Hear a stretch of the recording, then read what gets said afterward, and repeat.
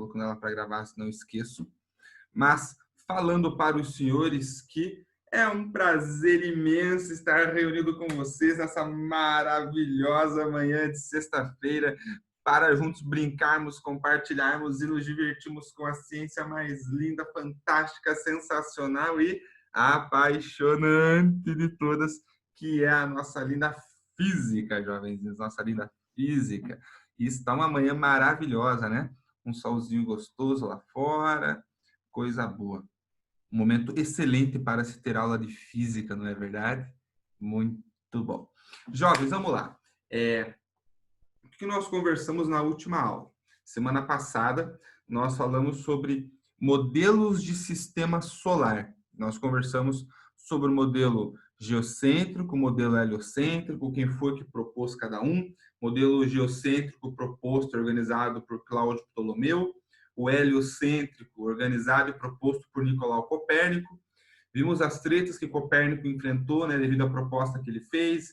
Ele negou tudo que tinha escrito, porque a igreja ficou um pouco chateada com ele. O livro que ele escreveu foi proibido de ser lido, né, foi para o index, o hall de livros proibidos. Só o alto clero da igreja tinha acesso a esses materiais, a esses livros.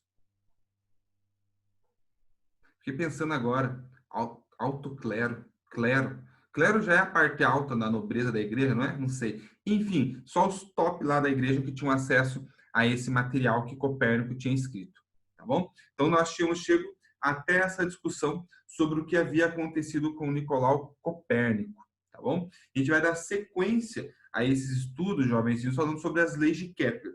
Mas para a gente entender como que Kepler chegou às conclusões que ele chegou, nós precisamos conhecer outra pessoa, que é o Tycho Brahe. Eu conversei com o professor de física do ano passado de vocês, do 9º ano, e ele me disse que trabalhou isso com vocês, então, na verdade, é só para a gente relembrar, porque vocês já viram isso no ano passado, tá bom? Então, olha só, quem foi Tycho Brahe? Tycho Brahe, ele era um cara que tinha habilidade de olhar para o céu e conseguir fazer observações astronômicas, jovens. Ele conseguia olhar para o céu e fazer coletas de dados astronômicos. Ele identificava, olha, aquela é Vênus, aquela é Marte, aquela constelação é a constelação da sei lá o quê. Ele sabia olhar para as estrelas e identificar as constelações. Ele tinha essa habilidade. Jovens, vocês já tentaram olhar para o céu e identificar alguma constelação? Tá bom que aqui Curitiba não ajuda muito porque ela está mais nublada, né? Tem mais dias nublada do que não estando nublada. Mas nos dias que ela não está nublada, olhar para o céu e identificar uma constelação é muito difícil. Eu não consigo, jovens, não consigo. Eu tenho um colega que é astrônomo e ele tem essa habilidade.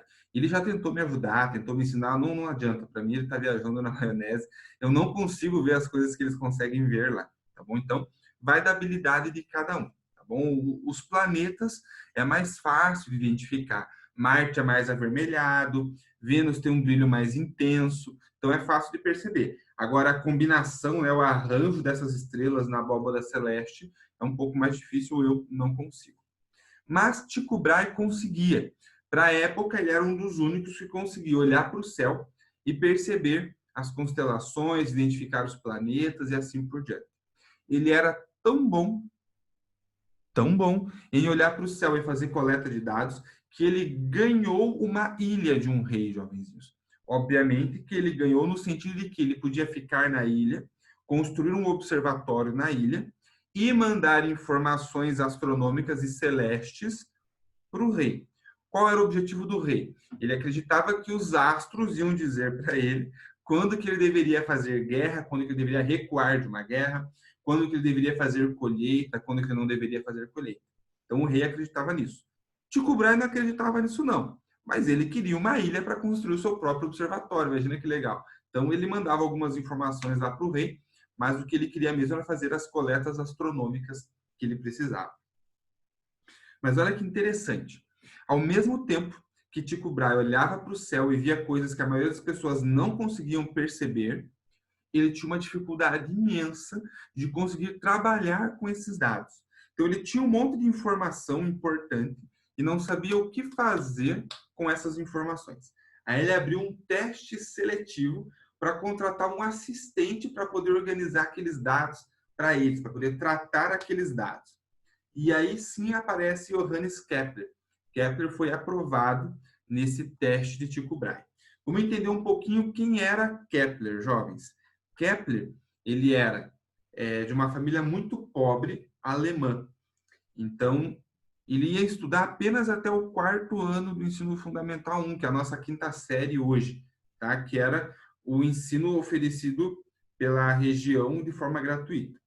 Desse ano em diante, só estudava quem tinha dinheiro para pagar, e a família de Kepler não ia ter dinheiro para pagar para ele fazer esses estudos. Então, Kepler tinha um destaque tão grande na escola que os professores dele se organizaram e conseguiram uma bolsa de estudos para ele. Então, ele conseguiu terminar o ensino fundamental, médio, que a gente entende hoje também por ensino superior, de forma gratuita, porque os resultados que ele obtinha eram excelentes. Ele tinha um desempenho muito bom na parte acadêmica na escola. E aí, ele se destacou, foi para a graduação e ele ficou sabendo no teste de Tycho Brahe. E ele se candidatou, foi lá, fez o teste e foi aprovado. Mas, jovens, na ingênua mente de Kepler, ele foi trabalhar com Tycho Brahe. Ele foi fazer pesquisa com Tycho Brahe, ajudá-lo a entender os dados. Eles iam trabalhar juntos. Ele tinha entendido isso. Mas Tycho Brahe não queria isso. Tycho Brahe queria um mero assistente. Ele queria chegar para você, faz as contas aí para mim, eu quero essa conta feita. E Kepler não queria isso, ele queria trocar ideia. Não, mas será que é essa conta? Será que é assim? Será que não é? Então ele só recebia ordens de cálculos para fazer Tycho Brahe. E eles começaram a se encrespar. Tycho Brahe não era uma pessoa muito educada, ele era meio ogro, tratava Kepler meio na botina. Já Kepler era um menino de Deus, acreditava em Deus, criado por uma família religiosa, era um jovem educado. Então, eles começaram a ter um pouco de atrito aí. Tycho Brahe tratava Kepler muito mal, Kepler não gostava disso, ele queria ser tratado com respeito, de acordo com a inteligência que ele tinha, e eles começaram a se encrespar e, de forma misteriosa, muito misteriosa, Tycho Brahe morreu. Ele foi envenenado. Quem matou Tycho Brahe a gente não sabe. A única pessoa que morava com Tycho Brahe era Kepler.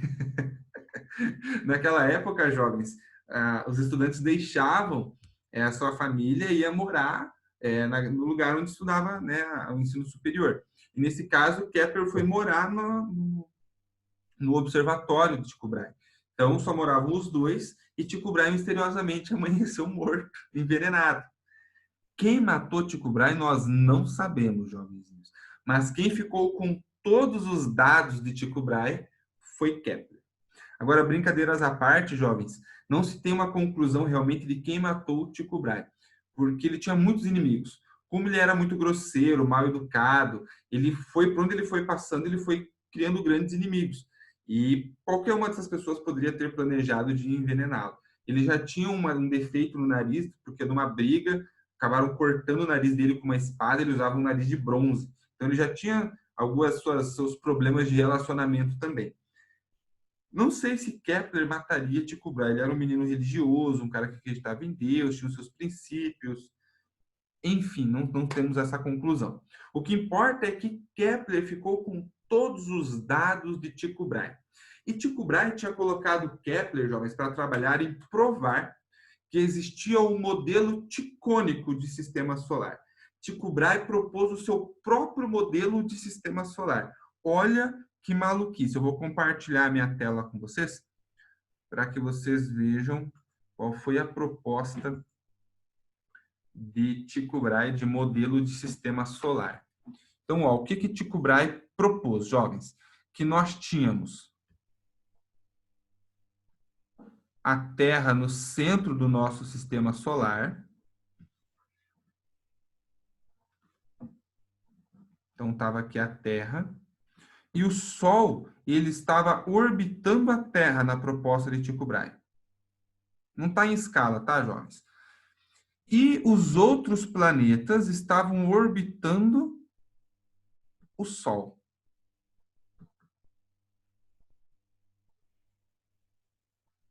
Então, seria mais ou menos isso aqui.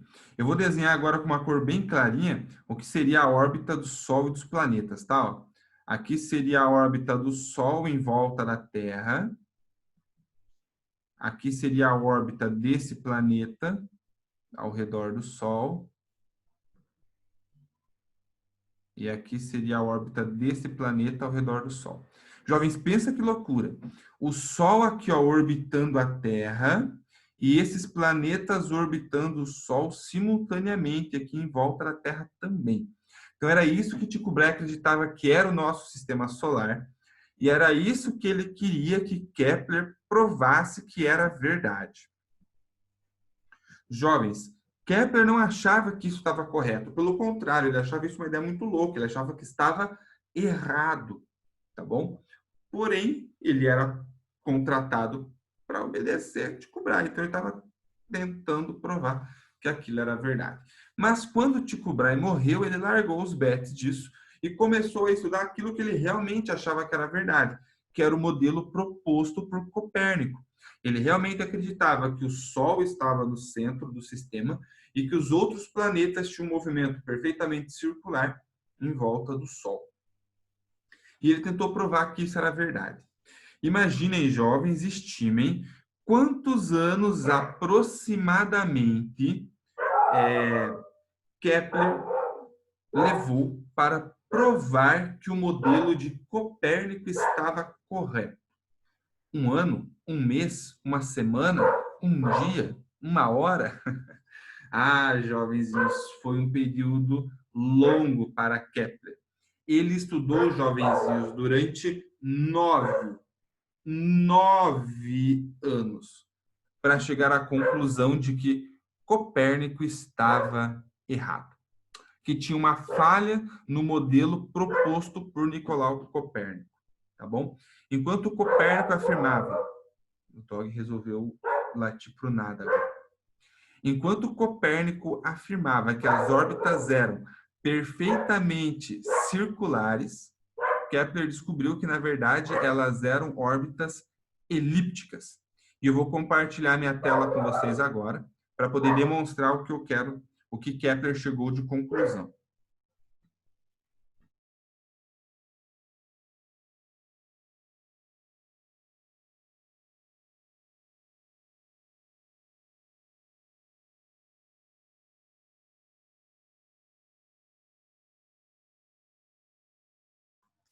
Fui fazer uns ajustes aqui, jovenzinhos, estou compartilhando a minha tela com os senhores. Só um instantinho.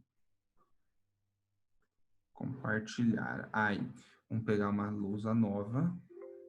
Não. Então, vamos lá. Leis de Kepler, jovenzinhos.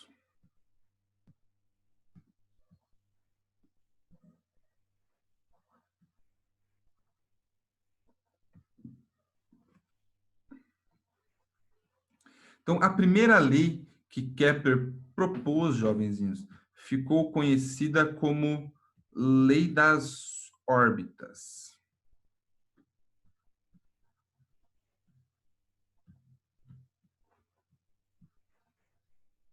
Então, vamos lá. Qual foi a conclusão que Kepler chegou?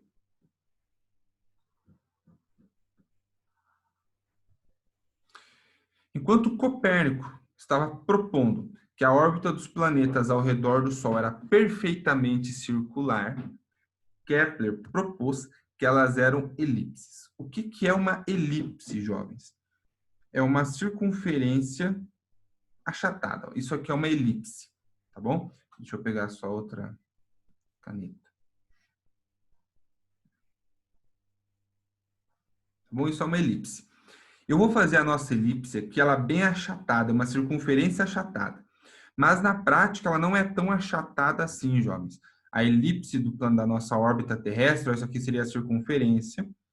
Ela é isso aqui, ó, um pouquinho achatada, ela é quase uma circunferência, tá bom? Mas esse ajuste corrige alguns problemas que haviam sido identificados por Kepler no modelo de Copérnico, tá bom? Então, Isso vai ser a elipse. Então, é isso que diz a primeira lei de Kepler. Órbitas elípticas.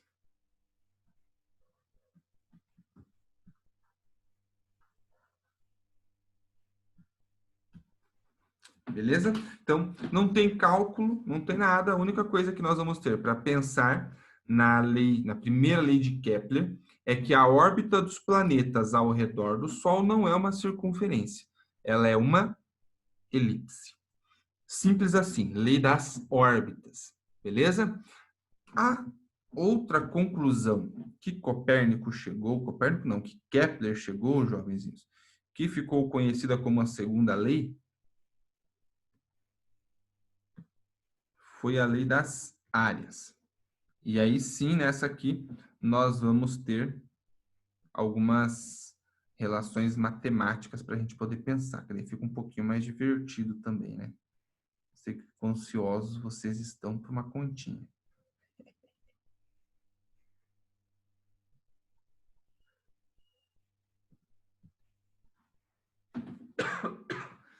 Então, a conclusão, depois de muitos anos ainda de análise dos dados de Tycho Brahe, Kepler chegou à conclusão de que, se nós olharmos para essa órbita elíptica,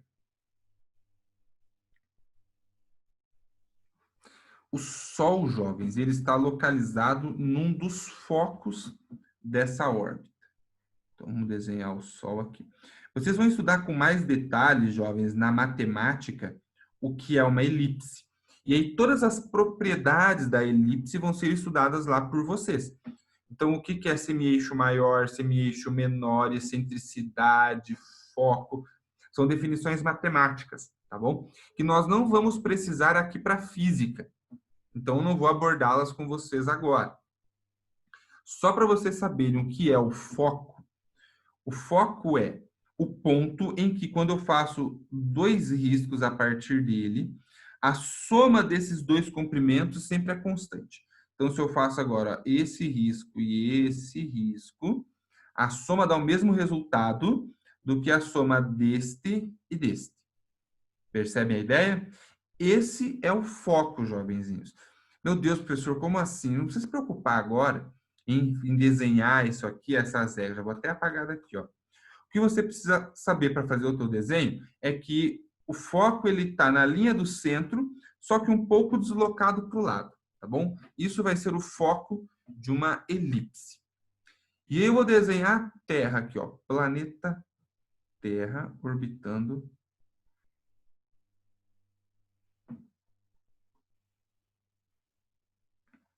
o Sol.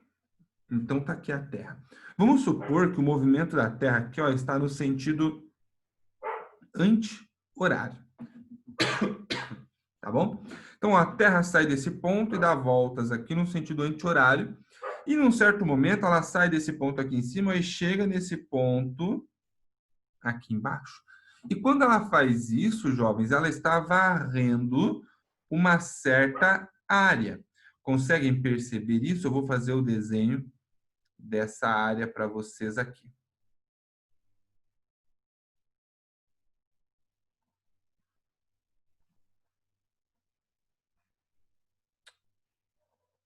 Mas olha só.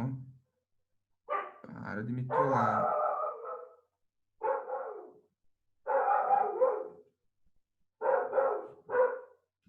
Ó, essa área que ficou contemplada nessa região aqui, ó, é o que a gente vai chamar de área 1, jovenzinhos. Área 1. Vou fazer de preto que vai destacar mais aqui. Beleza? O que é essa área? Imagina que o planeta Terra está conectado ao Sol por uma linhazinha, que é esse tracejadinho que eu fiz aqui. Quando o planeta Terra começa a se movimentar e chega aqui embaixo, é como se essa linha tivesse varrido essa área, que eu chamei de área 1. Quando o planeta Terra, jovenzinhos, sai, por exemplo, desse ponto aqui e chega nesse ponto aqui em cima, ele também varreu uma certa área. Que eu vou fazer agora aqui, ó.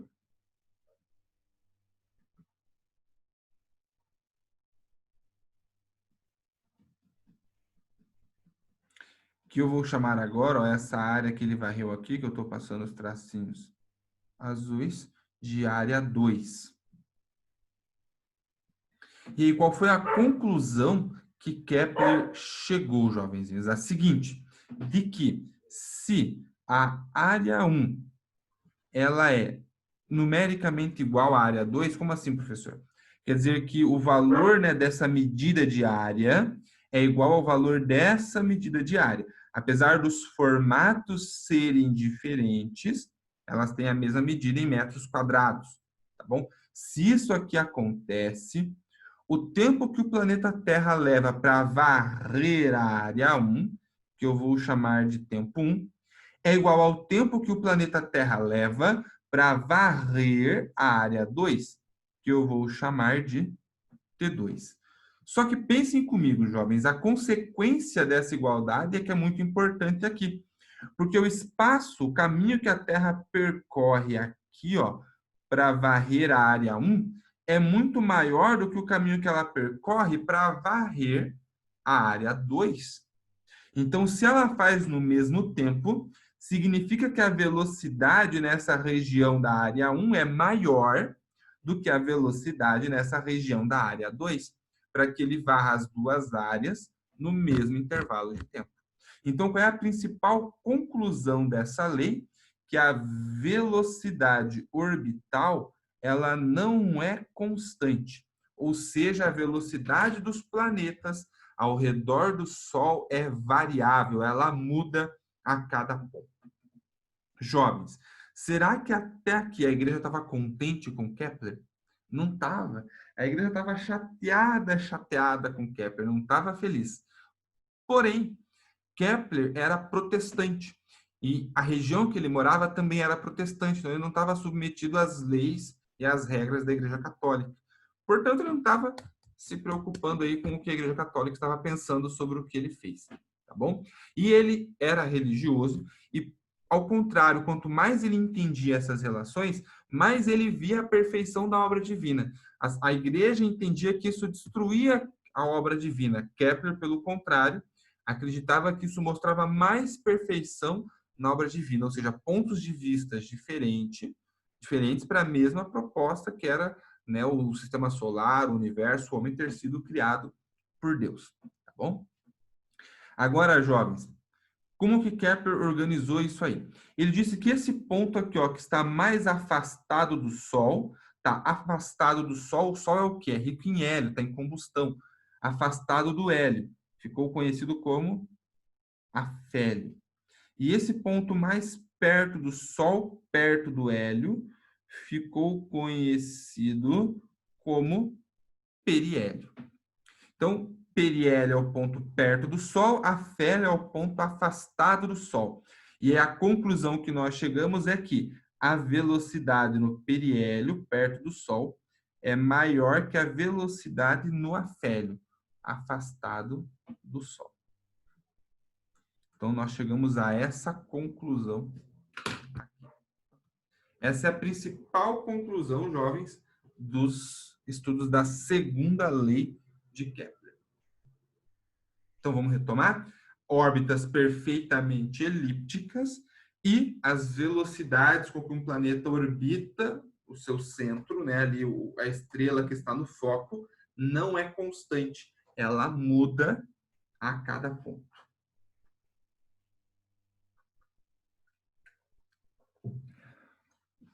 Jovens, agora é com os senhores. Abram o coraçãozinho de vocês e mandem perguntinhas até aí. Vai lá. Deixa eu dar uma olhada no chat aqui. A princípio, no chat ninguém mandou perguntas, então acredito que está tudo ok. São duas leis praticamente teóricas, né, jovens? A primeira é só entender que é uma órbita. A segunda tem uma interpretaçãozinha um pouco mais apurada, mas ainda assim acredito que tranquila, né? Querem perguntar algo da segunda lei? Ficou claro por que que as velocidades são diferentes? Porque, de novo, ó, ele vai andar um comprimento maior no mesmo tempo que ele anda um comprimento menor do outro lado. Então, se o tempo é igual e os comprimentos são diferentes, as velocidades vão ser diferentes. Beleza?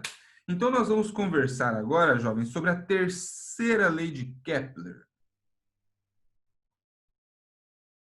conhecida como a lei dos períodos.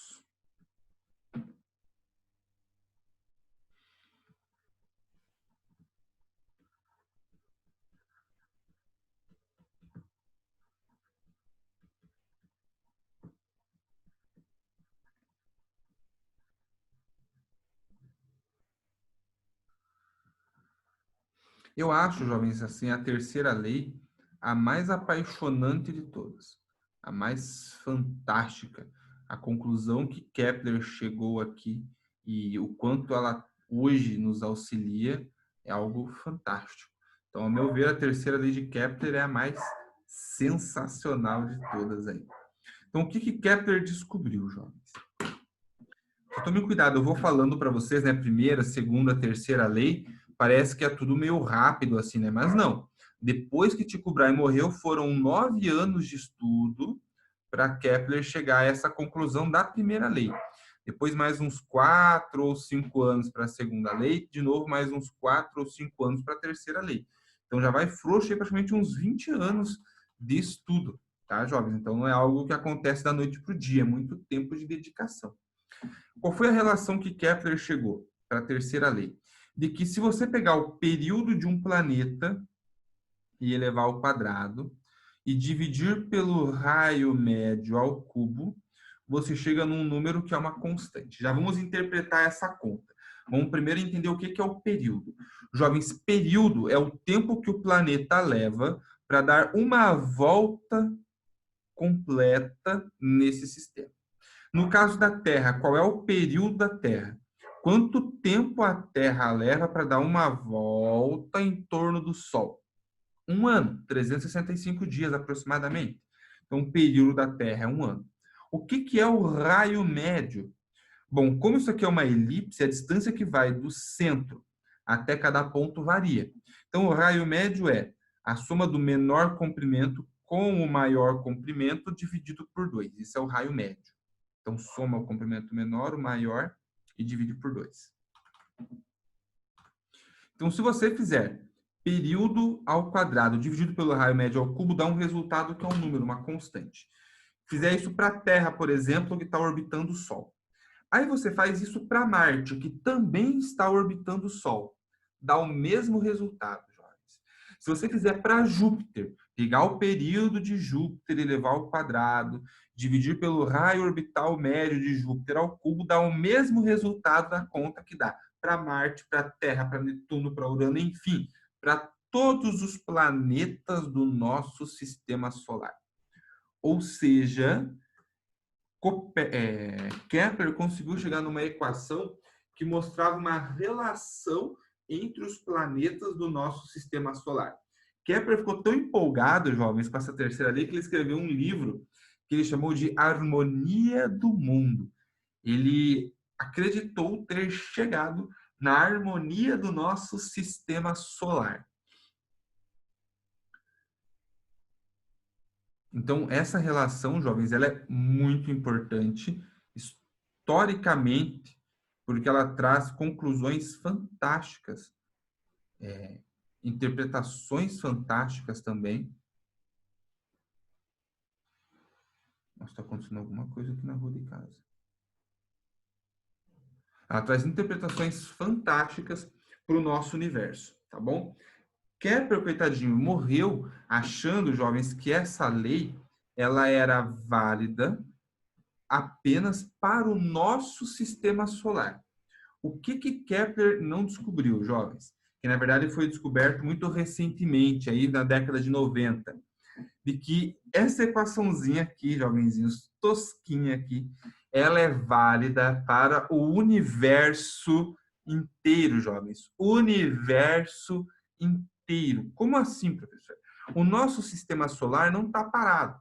Ele está se movimentando dentro da nossa galáxia, assim como outros sistemas.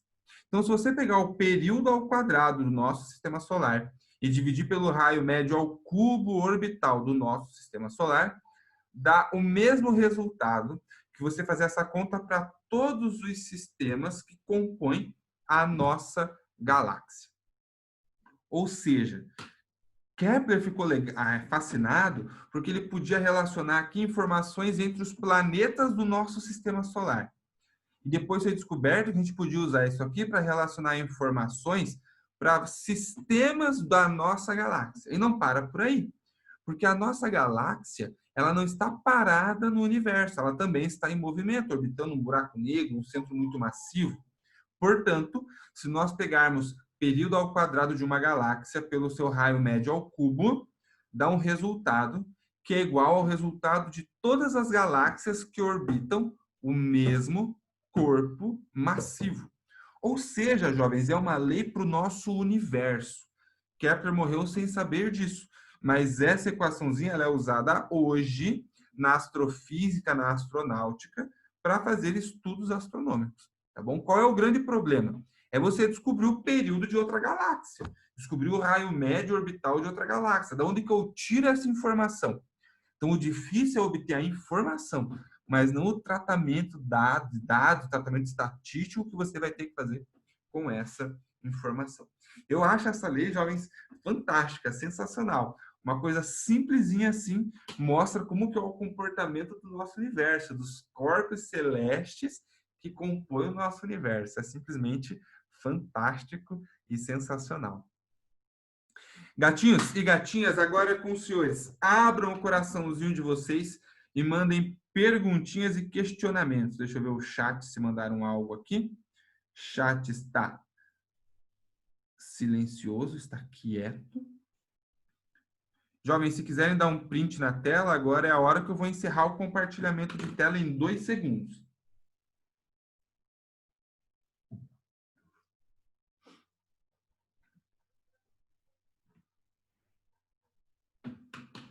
Jovenzinhos, nós temos mais 4 minutos de aula aqui antes que encerre. Não saiam da live porque eu vou fazer a chamada aqui agora, registrar os que estão presentes. Espera aí.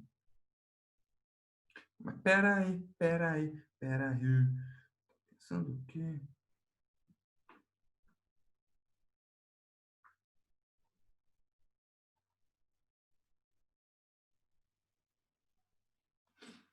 Jovem, seguinte.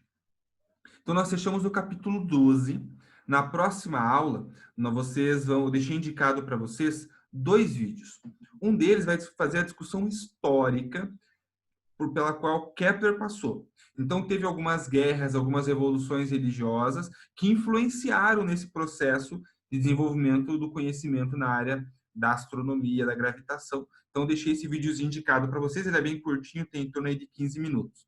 Eu deixei mais um vídeo indicado que vai abordar as leis de Kepler, como eu fiz com vocês aqui, caso vocês queiram retomar algum conceito das leis, caso vocês achem que precise, tá bom? E aí eu deixei indicado 9 exercícios do tópico sequente do livro, que é o Aprofundando o Conhecimento, se eu não me engano. Mas, enfim, tem 9 exercícios indicados ali para vocês poderem treinar, tá bom? Na semana que vem, nós vamos falar sobre gravitação, e aí nós vamos fazer na sequência uma aula só de exercícios. Então, vou selecionar desses 3 capítulos, 11, 12 e o 13, os exercícios que são bem perfil do vestibular, do Enem, vestibulares aqui do Paraná, o FPR, por exemplo, e do Enem, para a gente poder treinar de forma mais direcionada para esses preparatórios e para esses cursos que vocês podem fazer essas provas, tá bom? Então, na próxima aula, a gente conversa pelo chat. Se vocês tiverem alguma dúvida, podem mandar lá que eu vou estar online para atender vocês. Beleza? Jovenzinhos, fiquei bastante contente com a participação. Hoje temos 14 alunos aqui na sala, um pouco mais do que nós tínhamos na semana passada. Esse é o caminho aí. Belezinha? No mais, jovens, eu agradeço a atenção dos senhores, desejo uma excelente manhã, uma excelente sexta-feira para vocês. Nos vemos de novo na semana que vem. Vamos conversar depois na próxima aula, aí depois do intervalo, mas conversar zoinho no zoinho só semana que vem. Beleza? Jovens, me dê um tchau bem bonito. Tchau, professor. Tchau, galera. Falou. Falou.